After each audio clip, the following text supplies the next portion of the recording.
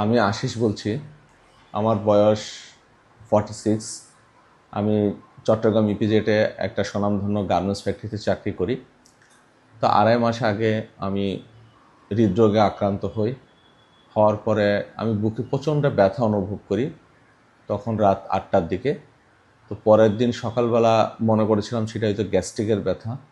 তো আমি ওষুধ টষুধ খাই, কিন্তু আমার ব্যথা কমেনি। তার পরের দিন সকালে আমি চট্টগ্রাম মেডিকেল কলেজে চিকিৎসা নেই। সেখানে ডাক্তাররা বলে যে আমি একটা বড় হার্ট অ্যাটাক করেছি। তো সেখান থেকে চিকিৎসা নিয়ে ডাক্তাররা আমাকে প্রথম বলল যে আপনার অ্যাঞ্জিওগ্রাম করতে হবে এবং ন্যূনতম 2টা ব্লক আছে, আপনাকে রিংও বসাতে হবে। তো আপনি সেভাবে প্রিপারেশান নেন।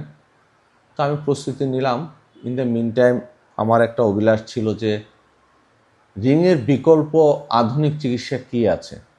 তো খুঁজতে খুঁজতে আমি উপরওয়ালার অশেষ আশীর্বাদে আমি লিড হার্ট ফাউন্ডেশনের খোঁজ পাই।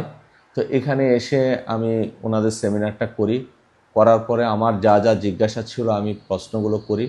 এখানে ডাক্তার এবং যিনি সিও আছেন উনি সুন্দরভাবে আমাকে উত্তরগুলি দেন এবং আমি তখন এখানে ইসিপি ট্রিটমেন্ট এবং চিলেশন থেরাপি দুইটাই শুরু করার প্রথম 10 থেকে 12 দিন পরে আমি খুব ভালো ফিল করছিলাম।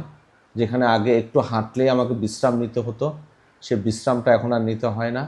এবং আমি পুরো ট্রিটমেন্টটা একটানা নেওয়ার পরে এখন আমি খুব ভালো অনুভব করছি। তো আমি সকলকে অনুরোধ করব যে ন্যাচারালি যেটা হৃদরোগ ভালো হয় সেটাতে সকলে যেন আসে, কাটাছিঁড়া বাদ দিয়ে যাতে এই ট্রিটমেন্টটা সকলে নেয়। অসংখ্য ধন্যবাদ।